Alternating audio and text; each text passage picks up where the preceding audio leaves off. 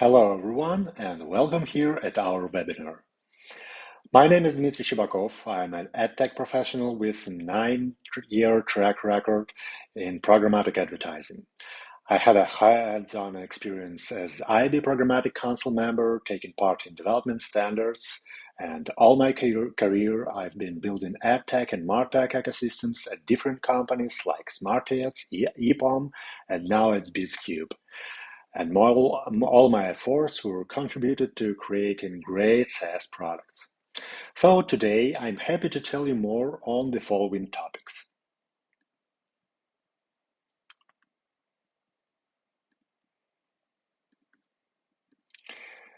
First of all, I want to tell a brief guide to programmatic advertising. Next, opportunities and challenges for publishers. I'll share you some tips and tricks to boost your revenue. We'll talk a bit about programmatic trends in 2029, and we have a special offer for you from BidsCube company. And of course, as it's a webinar, I will be happy to answer all your questions, so do not hesitate to share them in comments, and I'll try to answer all of them. First, a few words about BidsCube. Established in 2009, BidsCube is a full-stack technology company growing programmatic ecosystems. The company delivers a versatile solution for connected programmatic partners to leverage the best of tech. Trusted by hundreds of ad market players worldwide, BidsCube effectively bridges advertisers and publishers with cutting-edge, feature-rich, products-enabled streamlined processes and gold-star user experience. If you won't be able to watch the webinar till the end, we'll share you the record. It will be available on our YouTube channel, so subscribe to our YouTube channel and you can review the webinar and many more powerful content as well. More to that, we have a special offer from BidsCube, and I will share it to you at the end of the webinar, so stay tuned.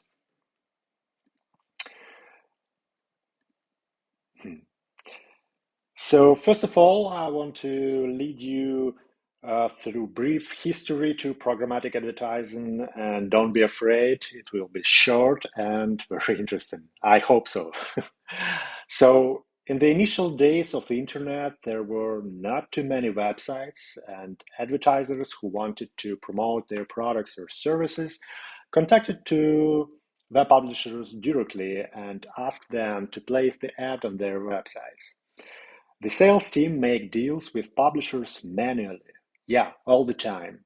And publishers let advertisers run ads and direct traffic to the landing pages just for a specific amount of days or to a fixed number of impressions. Like advertisers were able to buy like a week or a month rotation of their banners, or just buy 1 million impressions, and that's it. So when the internet grew larger with how we see it today, with millions of websites, billions of users, and many brands now who were willing to buy the same inventory and buy for higher price than competitors, so obviously the manual process became impossible, and hence programmatic was born. Programmatic advertising bring automation, and the ad buying process became so fast that was used to take days, now happens in milliseconds. Not even seconds. The average time of an auction and all the processes between all the parties now about 100 milliseconds. This is why it is now the default mode of operation for publishers, advertisers, and the whole industry. So what is the programmatic advertising? Programmatic advertising refers to the process of selling and buying ad spaces on the open web using special software. It's demand-side platforms, supply-side platforms, ad exchanges, data management platforms, ad servers, and many more. It's all better rather than relying on sales team to find sites, negotiate, draw contracts, to run digital ads. Everything became possible in way more simplest way. The demand can come from a marketplace where more than one advertisers are competing for your inventory through a real-time bidding. Publishers generally use sell-side platforms called SSPs to connect to multiple ad exchanges and companies at once and sell their impressions programmatically via weekly auction. It's a type of an auction where highest bidder wins but pays second highest bid for the impression.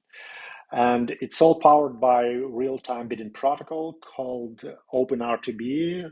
Currently, the 3.0 version is the common one. So the real-time bidding can take place in various scenarios. It can be carried via private auctions with a small group of participants, open exchanges where all the bid opportunities available to any of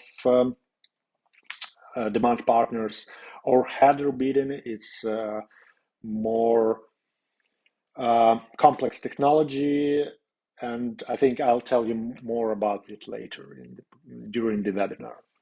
So also it can come even from a single advertisers with whom the publisher has made a direct deal, as were before programmatic. In the direct deal, if a publisher guarantees to serve a certain volume of ad impressions and the advertiser agrees to buy it for a fixed CPM, usually a fixed CPM, but it may vary, then it's called programmatic guaranteed. So every option is available. Today, when you open a web page, then the ads which appear in front of you are delivered to the ad units by an ad server or SSP. The ad server decides which ad should be shown to you among the multiple available opportunities, and typically it's based on highest bid on auction or some direct negotiations between publishers and advertisers with programmatic guaranteed. So it's only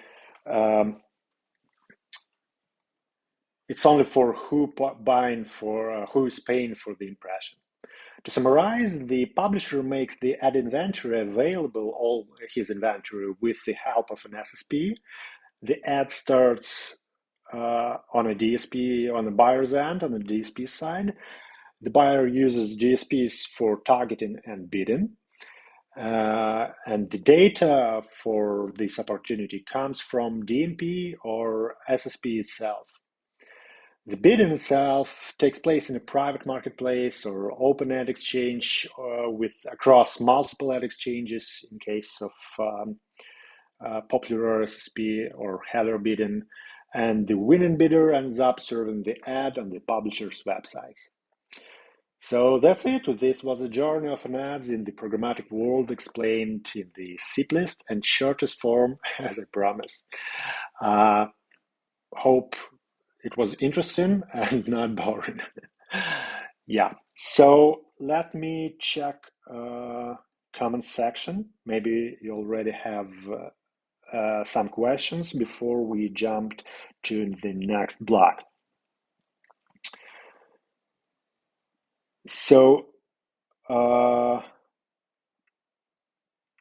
BidsCube supports TCF 2.0? To be frank, I don't know, but I think we've been developing some stuff to support GDPR, but as we're most focused on USA market, maybe TCF 2.0, it's not yet ready, but I believe it's in the development or at least in the roadmap. Julia asks how to distinguish professional like you from non-professionals you shouldn't work with. Thank you. Nice question.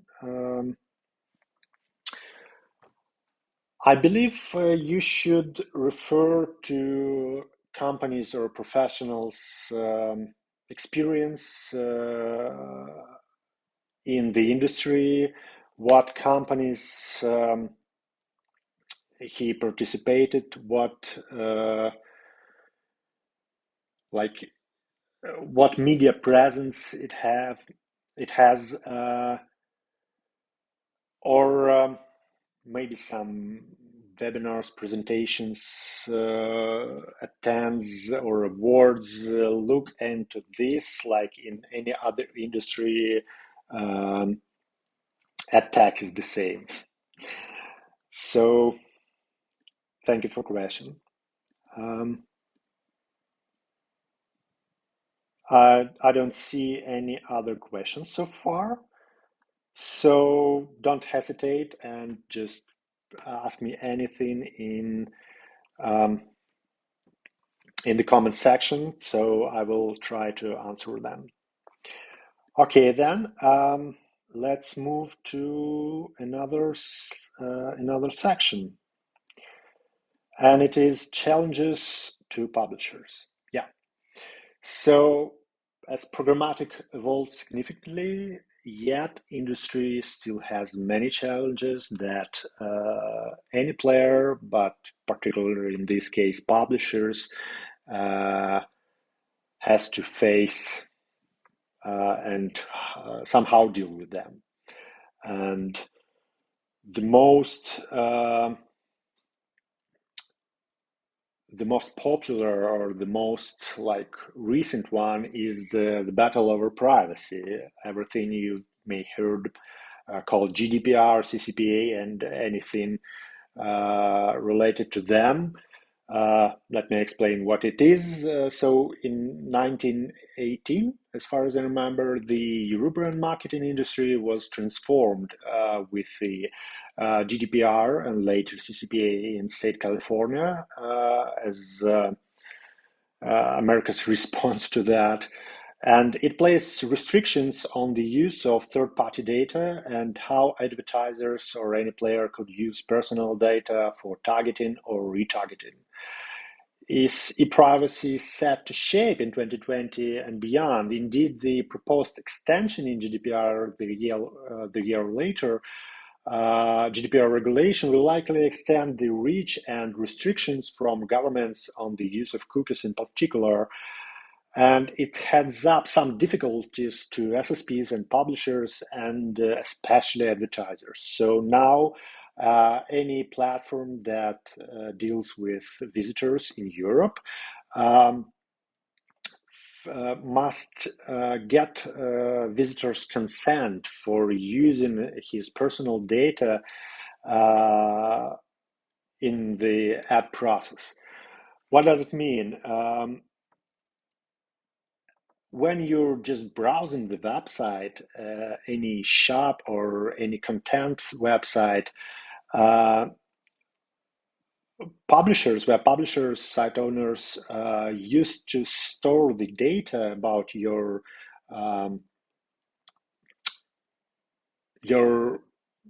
way through their website and use it for retargeting. For example, you're coming to an article about bicycles, and they store this information and gives permission to read this information to the DSP for retargeting. For example, it may be a bike shop, and then if you're interested in bikes, you were reading articles about them, they may consider you as a more relevant user for them to bid on you more than just usual.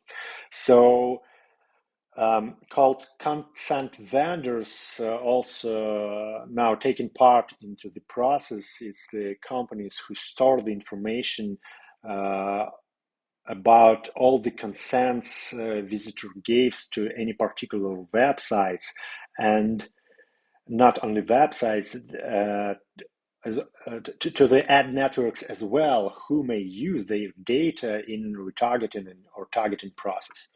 So it's not obvious, it's a bit tough and geeky maybe, but it's now it's really much more difficult to use to advertise in Europe. Some SSPs who don't receive consent, trying to identify the category of a user based on educated guess, they said, but the regulations are really strong, and it's playing with fire in this. So next thing is lack of demand. Site owners are of the view that it is easy for them to sell their ads one or of another now. However, this is not possible with most ad networks due to the sole reason that they do not have enough ads to fill your supply. I believe 69% of the top 10,000 websites dealing with the issue, and one of the ways is to implement header bidding. I'll talk more on that a bit later. So at the other hand, daisy chaining multiple ad networks in header bidding leads to increased load time or deprecated CPM. The next thing I want to tell you is latency. Latency in digital advertising can delay ad rendering and cause the user to leave the page before the ad appears. Not just leaving the page, but just scroll down before it appeared to them in some seconds that took to process the auction, load, and render the website, or render the website content itself. So if your site continues to have the issue now, demand partners would prefer to display ads on other websites, but not on yours, and this eventually leads to lower fill rates. Next thing is discrepancies. This couldn't before because ad servers count an ad impression when the ad request is sent to the demand partners, whereas the demand partners count the impression only when the ad is rendered to the user and proved with some algorithms or technologies on their side. This means you could see the discrepancy in fill rates, and this costs you revenue. Last and not least, ad blockers. Some ad blockers block ad networks instead of ad calls, thus allowing ad requests but preventing ad appearance. At the end of the day, you would see lower fill rates even through you optimized everything, and for now there is no resolution how to deal with this. So that's all for this particular topic, and I want to check some comments and see maybe you have some questions. I see a question: how BidsCube plans to provide analytics and targeting opportunities in the third-party cookieless era? Very interesting question. Thank you. I believe when we'll get to programmatic trends for 2022, I'll tell you more on that. I can add to the question how anyone plans to provide analytics in not just third-party cookieless area, but a cookieless area at all, because Google's last initiative were to forbid usage of cookies at all to any third parties. I mean, not even with these parties agreed to share cookies between them. So it's a really interesting question. I will, when we'll get to the programmatic trends, I hope you will get answer for this as well.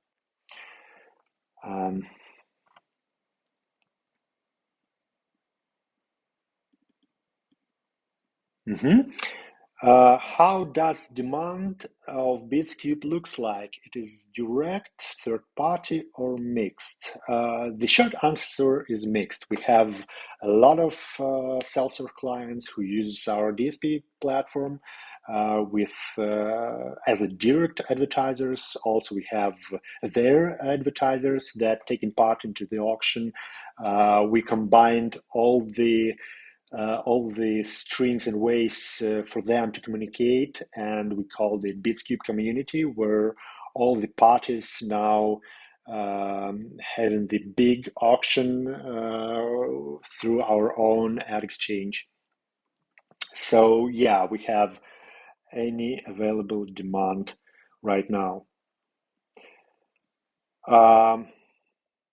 Thank you. I think can't see any questions so far. Let's move forward and come back to this later. I'll check comments, so do not hesitate to ask your questions. Okay, next thing I wanna tell about is tips and tricks to boost revenue for you as a publishers. So there are a few ways to do this, and first of all, play with inventory configuration. Sometimes, usually it's often, to be frank, publisher thinks that ad campaigns ad campaigns isn't doing well, isn't performing well, just because advertiser have poor creative that doesn't grab the user attention, or bad quality, or not interested, not relevant, or something like that. Not relevant to your targeted users because of bad targeting. And also for ad blindness and everything. So it's not always true. Sometimes it is, but it's not always true. So my advice is to have fun with your placements and note how people react to changes. I mean, use different designs, use different position on the layout of your website or application or anything. Make your placement stand out. Design and test different alternate pages and prioritize larger ad formats that command higher CPM. Increase session times with tools like image galleries, videos, surveys, or comments. Use default pagination for longer stories or big parts of content. Track the iteration rates as you make the changes to determine the best variant for your inventory. It's a non-stop process you should devote efforts to because it's worth it. Just believe me. I hope you believe me while you're all here. So the next thing is segment your visitors and enrich bid requests with information. There are many types of segmentation that programmatic use to advantage. When you know that your audience segments match consumer trends or advertisers' needs, your advertisers will want to hear about it. By dividing your visitors into multiple segments instead of generalized group, it adds more value to to your inventory and creates more bid opportunities. So as more interesting traffic. Psychographic segmentation, which focus on interests or user preferences, and technographic segmentation about the device and everything you may took from SDKs, for example, are the most useful tools in your arsenal. Add as much information about visitor itself and content they are viewing, even if it's approximate. Try to guess age or gender by the content they are viewing, or if you have some analytics on your site or statistics, just enrich the bid request with this information. Try to figure out the household income by the products or categories visitors are viewing. Just pass content category or even context. By context, I mean some, for example, video players used to provide information about the category of video customers are viewing, the season, if it's a TV show, and episode, and sometimes advertisers using this information in their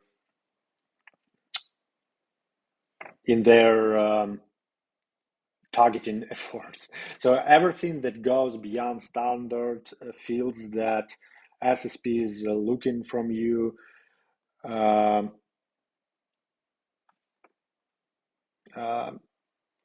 will be very helpful. Next thing is, let me switch to the next slide.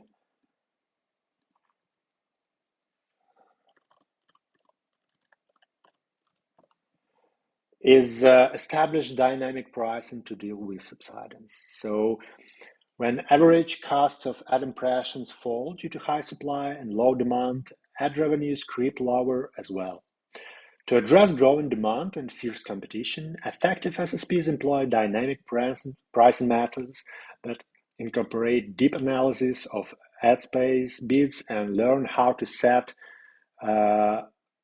minimum pricing rules per device or per content category, type of bidding, or choose proper advertising inside their pool of advertisers inside one DSP, I mean, and other parameters.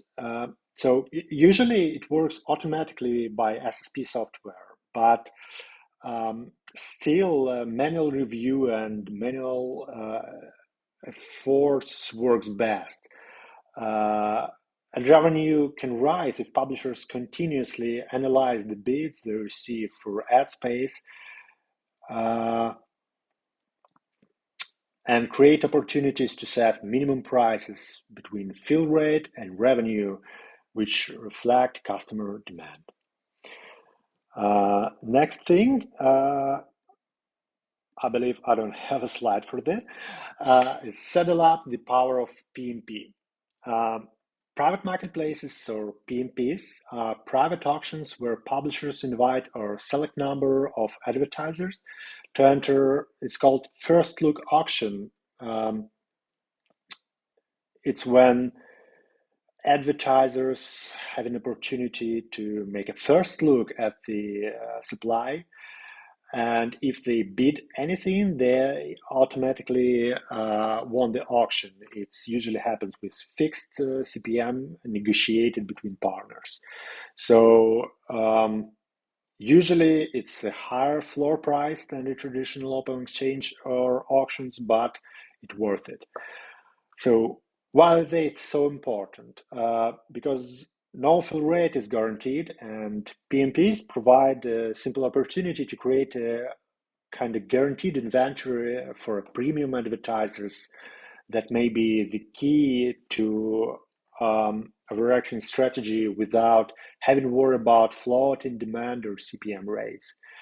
PMP also help offset the cost of conducting a traditional direct buy with these advertisers.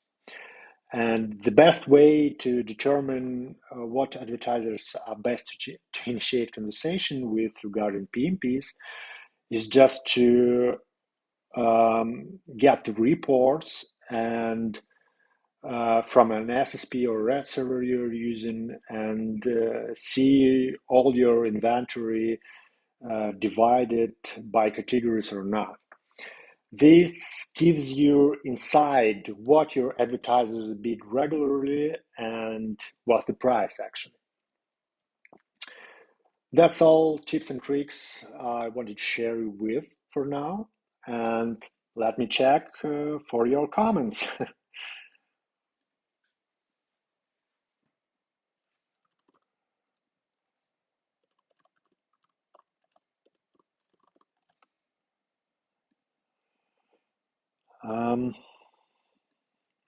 Let me check it.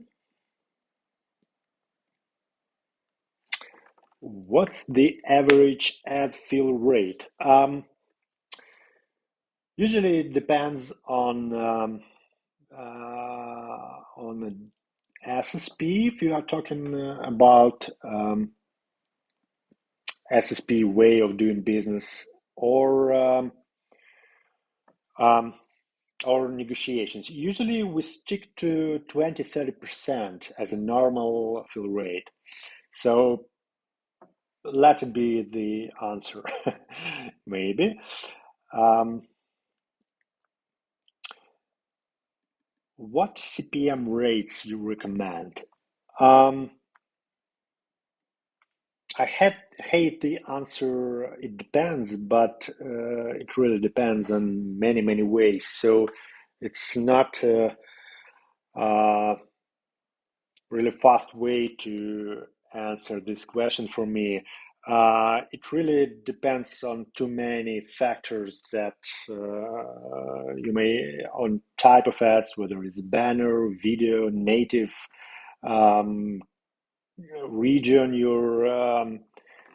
you have your visitors, and many more. So I can't tell you right now, but I believe if you will send this question in the email to any of our account managers or sales, or just write them down in LinkedIn and tell them more about your particular inventory. They will be happy to share some rates they would recommend you to set as floor prices, or maybe you will consider as a price range you want to stick to.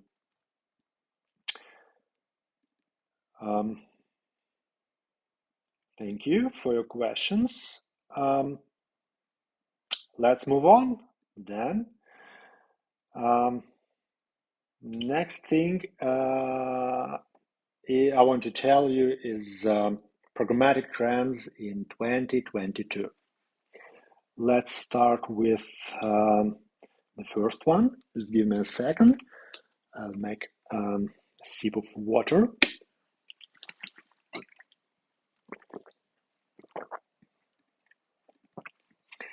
So, as I told you, programmatic advertising is nothing new, yet it's constant change. New technologies, new regulations, and best practice make this an exciting element of digital marketing journey for everyone. Yet, what should you look out for in the future of programmatic, especially this year?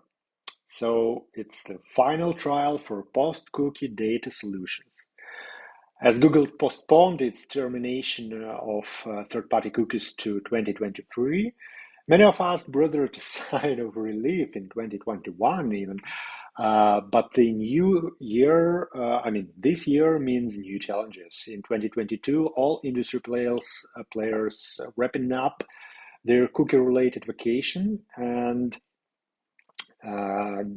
gets down to business with renewed vigor. It may be our time to prepare and run new solutions, and we are really working hard on this. We have like a whole department development of R&D with this problem. Which exact solutions are expected to arrive? Data management platforms will likely re-architect their algorithm to collect consented, personally identifiable data and transfer it to programmatic platforms without defining anonymous segments.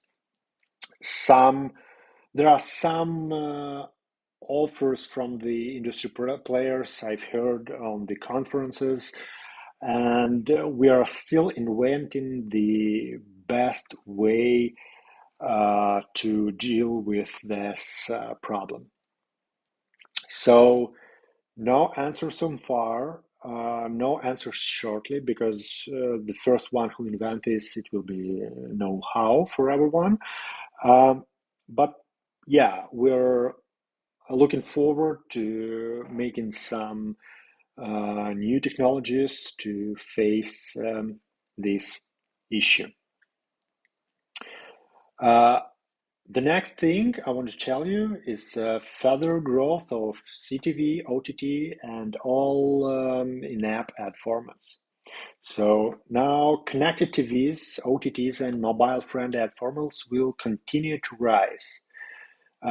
More than half of Americans now pay for at least one OTT service today. And lastly, 3 or 4 people use their CTV devices daily. This all means that we're breaking into the new era of TV commercials, and now finally this industry is also now programmatic. Other facts that revolve around such ads, its effectiveness. OTT ads have an average completion rate of almost 98%. It's much harder to skip the ad on a smart TV on any device, and in some cases viewers have no choice but to watch if they want to proceed with the video content itself. Next thing is audio and podcast will scale up as well. So programmatic audio will likely scale as the popularity of online music streaming and podcasts grows month to month. Still, by 2023, in forecasts, Americans will spend nearly 100 minutes per day listening to streaming or radio, music playlists, or podcasts. Brands gonna spend over 3.5 billion on digital audio advertising this year, with podcasts ad revenue alone surpassing 1.5 billion till the end of the day. Only the minority of demand-side platforms currently support podcasts. Yeah, that's true. And any other audio ads. Yet this will likely change in 2022, sorry. So for everyone, it's time to look at how to execute programmatic advertising within these promising channels. So if you're having any audio inventory, you will get many great surprises for your advertising capabilities. And by the way, BidsCube supports audio, and our sales or accounting teams will be happy to tell you more on that. Last but not least, white label software will grow. Yeah, white label, your publisher platform gives you such things like transparency, modularity, and cost effectiveness. White label makes your media selling process 100% transparent. As a platform owner, you decide which demand partners to integrate, what fill rates or anything you want to set, and pay no bid markups to middlemen. Middlemen, I mean the ad exchanges, group of ad exchanges in this chain between supply and final demand. Also, white label tag is modular and highly customizable.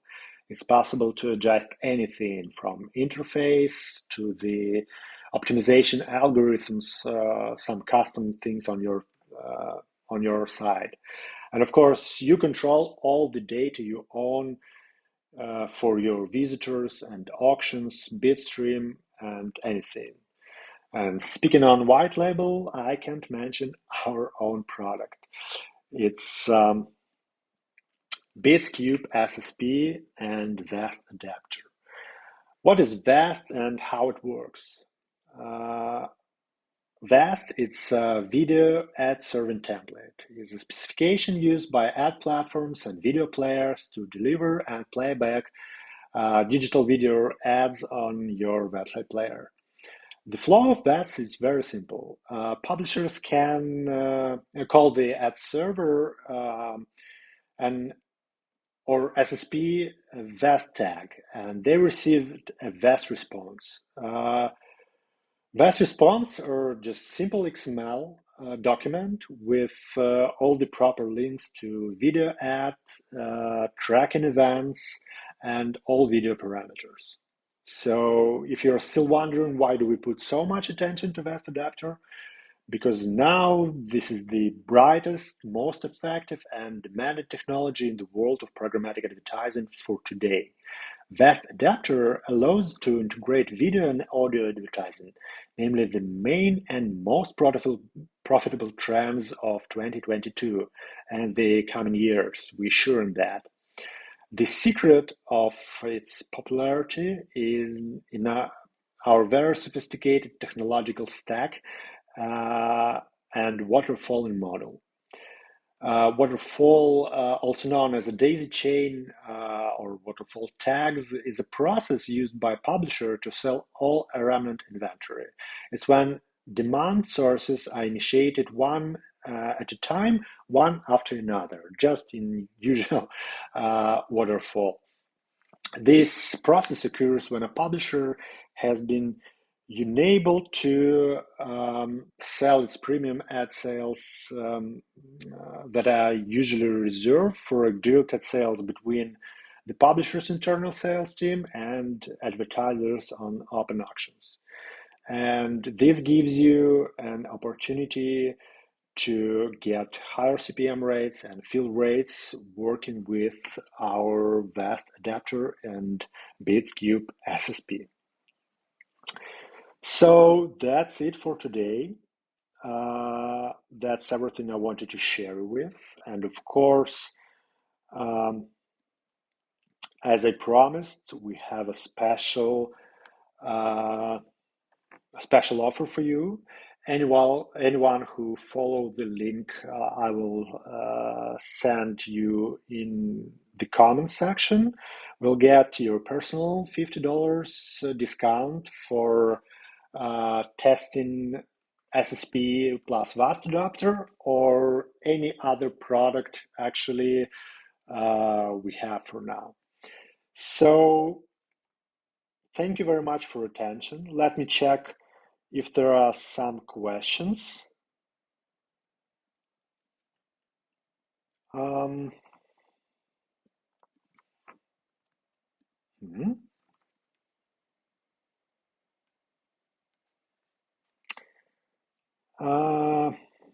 I see a question. Please tell, what do you think? Why among all the companies I should choose yours for partnership? Sure.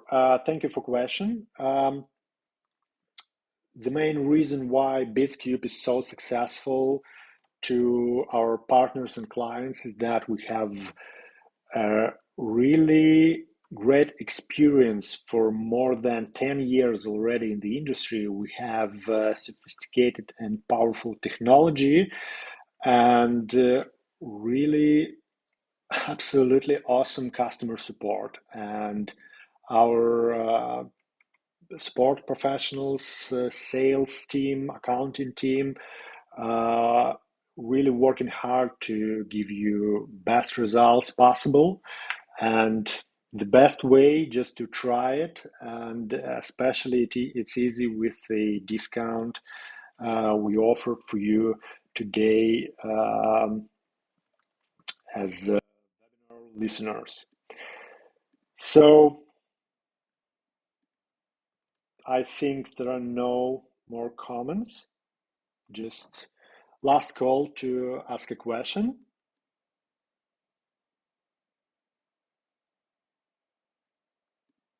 No comments so far. I hope YouTube is not postponing it, and there are no delays. So no questions so far. I want to thank you all for the attention. Thank you for your time. Thank you for having me. I hope you like it.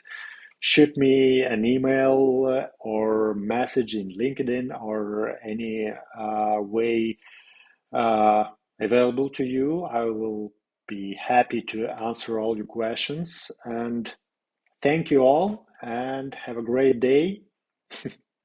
Bye bye.